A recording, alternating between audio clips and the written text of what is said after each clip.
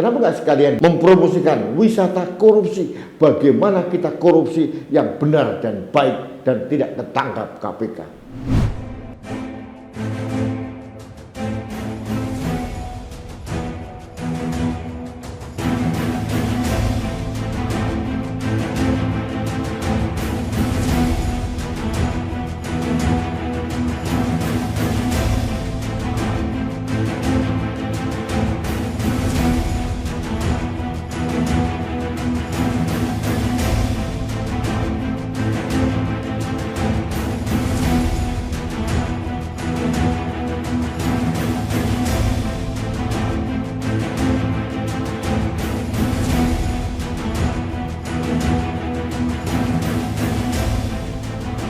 Halo sahabat Indonesia, apa kabar?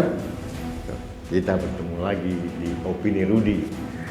Sahabat Indonesia, mulai November tahun kemarin kita mempunyai Menteri Pariwisata dan Ekonomi Kreatif yang baru yang bernama Sandiaga Salahuddin Uno.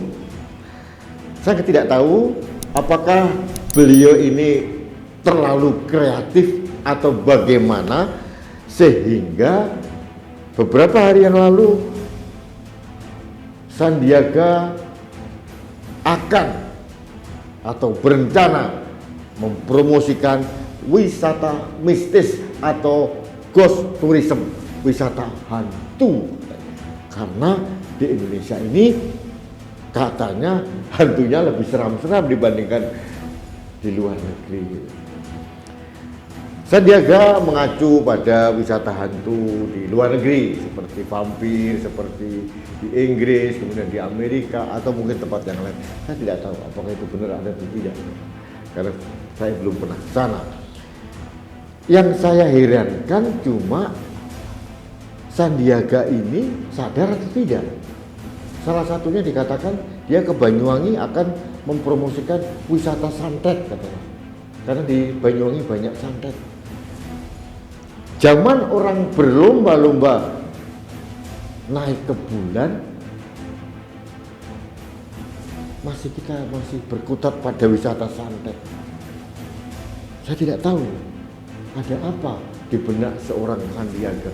Terlalu inovatifkah, terlalu kreatifkah, terlalu halukah? Sahabat Indonesia, saya agak bingung mengapa seorang Sandiaga agak nyeleneh dan aneh-aneh memilih objek wisata yang akan dipromosikan.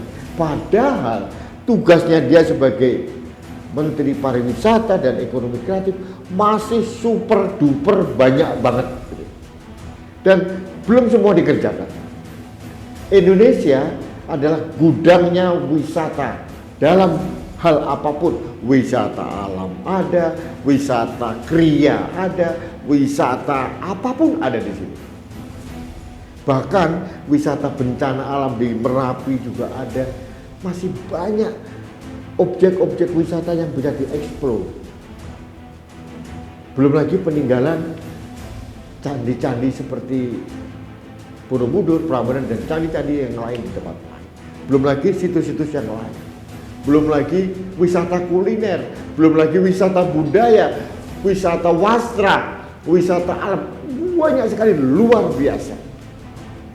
Dan ini mohon maaf belum 100% ditangani dengan cermat oleh seorang Menteri Pariwisata dan Ekonomi Kreatif. Menteri ini mungkin karena anak orang kota itu lebih fokusnya adalah yang besar-besar. Ada kemarin adalah virtual running, kemudian dipromosikan atau apapun. Oke, it's nice. Tapi Mbok Yo jangan membuat saya tertawa. Wisata hantu. Nanti salah satunya wisata di Istana Hambalang. Mungkin karena di sana puing-puing banyak hantu. Kalau alasannya bahwa di Indonesia ini banyak hantu yang lebih serem-serem, ada pocong, ada apa lagi? Ya, ada kuntilanak, ada lagi wewe gombel, ada lagi apa sajalah, gondoruo. Kalau itu dipromosikan luar biasa. Kalau bicara masalah kuantitas banyak di Indonesia, jangan-jangan nanti ada wisata korupsi di Indonesia. Karena di Indonesia kan sumber korupsi, gudangnya koruptor di Indonesia. Kenapa nggak sekalian mempromosikan wisata korupsi? Bagaimana kita korupsi yang benar dan baik dan tidak ketangkap KPK? Apakah perlu seperti itu? Baik Pak Menteri, Pak Sandiaga Uno, saya tidak tahu apa agenda Bapak. Apakah murni hanya agenda seorang menteri atau ada agenda lain menjelang Pilpres tahun 2024? Saya tidak tahu dan saya tidak peduli.